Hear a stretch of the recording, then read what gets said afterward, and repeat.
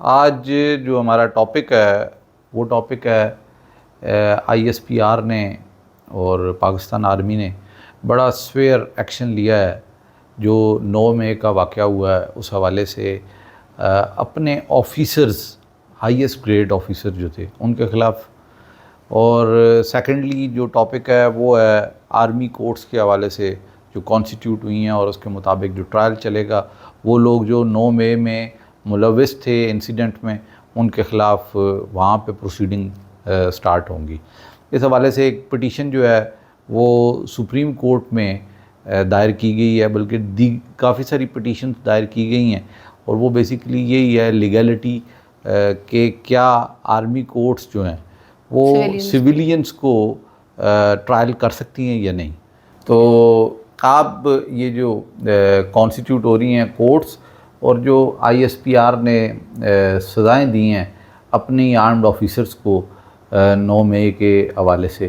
تو دوسرا یہ سویلینز جو ہے ان کا ٹرائل، اس پہ کیا کہتی ہیں آپ؟ یا اللہ مجھے تمام تر مصیبتوں سے آفتوں سے محفوظ رکھی۔ بہت سینسیٹیو ٹاپک ہے، اور ٹاپک پہ بات کرنے سے پہلے یہ کہوں گی کہ اگر یہ ٹاپک ٹھیک نہیں ہے اور کنٹینٹ ہمارا ٹھیک نہیں ہے تو ہمیں بتا دیجیے گا، ہم ڈیلیٹ کر دیں گے، ہمیں ڈالوں میں جانے کا کوئی شوق نہیں ہے۔ اچھا again it's very important topic. یہ ڈسکلیمر تھا تھوڑا سا ایکچولی۔ امپورٹنٹ یہ ہے کہ کل جو اناؤنسمنٹ ہوئی آئی ایس پی آر کی طرف سے، جس میں یہ کہا گیا کہ ہم اپنے 15 افسران کو جو ہے وہ ان کو بھی سزائیں دے رہے ہیں، تو اور اس میں بھی ان کی خود آرمی کا جو ایک کانسیپٹ ہے خود احتسابی کا، اس میں ہم اس چیز کو یقینی بنا رہے ہیں کہ ہمارے اگر کوئی ہمارے ادارے کے اندر اگر کوئی پرابلم ہے تو ہم اس میں بھی اس کو بھی دیکھ رہے ہیں اگر کوئی لوگ انوالو تھے۔ تو سب سے پہلے تو یہ ایک فیکٹر سامنے آیا ہے جو سب سے زیادہ نوٹیبل ہوا اور جو ڈسکس ہو رہا ہے کہ اس کا مطلب ہے کہ آرمی کے اندر سے بھی لوگ انوالو تھے اس انسیڈنٹ میں، جو کہ پی ٹی آئی کی طرف سے تھرو آؤٹ ایک موقف تھا، اور وہ یہ اس چیز پہ کر رہے تھے کہ جی ہمارے اس سارے انسیڈنٹ میں ہم عوام صرف شامل نہیں تھی، اس میں دوسری طرف سے بہت سارے لوگ شامل تھے، تو ان کو بھی دیکھا جائے، اور یہ کوئی ایک میکانزم تھا، اور یہ میکانزم تھا یا نہیں تھا، لیکن یہ کوشچن سامنے ضرور آیا پھر کہ اس کا مطلب یہ ہے کہ آرمی کے اندر سے یہ چیزیں ہوئی ہیں اور اس ہماری فورسز کے لوگ بھی انوالو تھے اور ان کے خلاف کام کیا گیا۔ اپریشیٹیبل چیز یہ تھی جس کو سب سے زیادہ اپریشیٹ کیا گیا، وہ یہ تھا کہ ہمارا دنیا کا واحد ادارہ، ہمارا ادارہ جو بیونڈ اینی پارشلٹی امپارشل ہو کے بالکل کام کرتے ہیں، اور انہوں نے جب دیکھا کہ چاہے وہ عوام تھی چاہے وہ ان کے اپنے افسران تھے، انہوں نے ایکولی سب لوگوں کو ایک ہی اس میں لا کے کھڑا کیا کٹہرے میں، اور سب کا احتساب ہوگا۔ سو یہ ایک اچھی شروعات ہے کہ every one is accountable. Yes, every one is accountable, اور اللہ کرے یہ اکاؤنٹیبلٹی جو ہے وہ اوپر تک جائے، اور اللہ کرے کہ یہ اکاؤنٹیبلٹی جو ہے وہ ہماری عدالتیں بھی اس سے ماورا نہ ہوں، کوئی جوڈیشری، کوئی فورس، کوئی سسٹم، کوئی ادارہ اس سے ماورا نہ ہو، تو پھر ہی شاید اس ملک میں حالات بھی بہتر ہوں۔ تو کل کا جو یہ اناؤنسمنٹ تھی یہ بہت انکریجنگ تھی، تو میں یہ سمجھتی ہوں کہ یہ بڑا اچھا اقدام ہے۔ اس سے عام عوام کو یہ میسیج یہ ہے کہ کسی کے ساتھ خدا نخواستہ زیادتی نہیں ہو رہی، جو لوگ واقعی انوالو تھے انہیں کے خلاف کارروائی ہوگی، اور ان لوگوں میں جو واقعی ان کے اپنے لوگ بھی انوالو تھے ان کے خلاف بھی کارروائی ہوگی۔ اور یہ جو آرمی کورٹس کانسٹیٹیوٹ ہو رہی ہیں، کیا یہ کانسٹیٹیوشنل ہے، کیا یہ لیگل ہے؟ دیکھیں یہ اور سویلینز کے حوالے سے میں ایز اے وکیل تو دیکھیں اگر آپ مجھ سے پوچھیں گے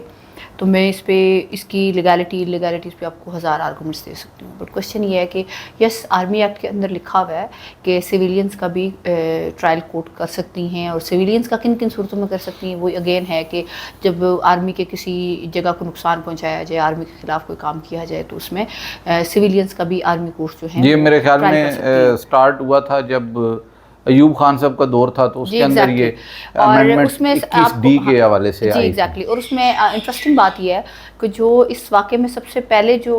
یہ آرمی ایکٹ جو ہے سویلینز پہ جو پہلا شخص تھا جس کے خلاف استعمال کیا گیا وہ احمد فراز صاحب تھے، پتہ نہیں آپ کو وہ انہوں نے جو نظم پڑھی تھی ضیاء الحق صاحب نے کیا، جی ایگزیکٹلی، تو اس میں ہوا یہ کہ احمد فراز صاحب کے خلاف جب یہ آرمی ایکٹ کے تحت کارروائی کی گئی، انہوں نے اریسٹ کر لیا گیا، تو ہائی کورٹ نے اس پہ ایکشن لیا، اور انہوں نے ان کو طلب کر لیا، پٹیشن فائل ہوئی، ان کو طلب کیا گیا، اور طلب کیا گیا تو پھر ان کو یہ کہا گیا کہ یہ انلیگل، ان کو اریسٹ کیا گیا اور ان کو اس میں ختم کر دیا گیا، تو ان کی اریسٹ جو ہے۔ اس کے اور علاوہ اس کے بعد پھر ضیاء ایرا میں کبھی بھی یہ آرمی ایکٹ یوز بھی نہیں ہوا. پھر لیٹر آن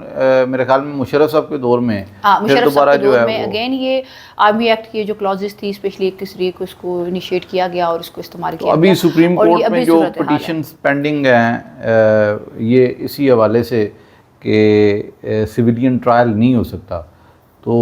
وہ آپ کو پتہ ہے پہلے فل بینچ تھا, پھر اس کے بعد 9 رکنی جو بینچ تھا وہ 9 رکنی سے 7 ہوا, 7 سے پھر ایک اب کم ہو گئے تو اب 6 رکنی بینچ ہے. اچھا اس میں یہ ہے کہ پہلی بات یہ کہ کیا وہ یہ آرمی ٹرائل ہو سکتا ہے آرمی ایکٹ کے تحت یا نہیں, اس پہ تو چونکہ پٹیشن سپریم کورٹ میں پینڈنگ ہے. اور وہ اگین میں اس چیز پہ پیپلز پارٹی کو اپریشیٹ کرتی ہوں کہ وہ واقعی جمہوری کہتے نہیں ہیں, وہ جمہوری لوگ ہیں بھی. ہمیشہ جب بھی جمہوریت کی بات آئی یا عوامی رائٹس کی بات ہوئی تو پیپلز پارٹی نے ہمیشہ اسٹینڈ لیا. لیکن چونکہ اعتزاز احسن صاحب نے پٹیشن فائل کی اور ان کا ٹو سم ایکسٹینٹ اس ٹائم پارٹی کے ساتھ بھی اختلاف چل رہا ہے, بٹ انہی لوگوں میں سے وہ لوگ تھے جنہوں نے اس پہ بات کی اور پٹیشن پہلے ان کی طرف سے فائل ہوئی. اس کے بعد لیٹر آن بہت سارے لوگوں نے پٹیشنز فائل کی اور جس میں سول سوسائٹی بھی آ گئی, جواد خواجہ صاحب بھی ہیں ایگزیکٹلی, اور اس میں سول سوسائٹی بھی آ گئی اور بہت سارے لوگ آ گئے جنہوں نے فائل کی ہیں. لیگل ہے انلیگل ہے یہ امپورٹنٹ نہیں, امپورٹنٹ یہ کہ اس بات پہ ڈبیٹ ہو رہی ہے. دیکھیں کسی ملک میں بھی سسٹم تبھی ڈیولپ ہوتا ہے جب اس پہ بات ہوتی ہے. کسی ٹاپک کو آپ انٹچبل نہیں کرتے, کسی ٹاپک کو آپ یہ نہیں کہتے کہ اس پہ بات نہیں ہو سکتی, کوئی سیکرڈ کاؤ نہیں ہے. تو تب جا کے ہوتا یہ ہے کہ ہمارے عوام میں شعور آتا ہے اور غلط اور صحیح کے فرق پتہ چلتا ہے. سو میں سمجھتی ہوں کہ پہلی دفعہ ہمارے ہاں یہ ڈبیٹ چل رہی ہے کہ کیا غلط ہو رہا ہے کہ اور ہم ریولوشن اور ایوولوشن کی سٹیج سے گزر رہے ہیں. تو ڈیفینیٹلی سپریم کورٹ اس پہ اپنا ورڈکٹ دے گی اور اللہ کرے اس دفعہ پھر نظریہ ضرورت نہ آئے اور ورڈکٹ لیگلی ہو اور ایسا ہو کہ جو اس ملک کی بقا کے لیے, اس ملک کے اداروں کے لیے, اس ملک کی عوام کے لیے بہتر ہو.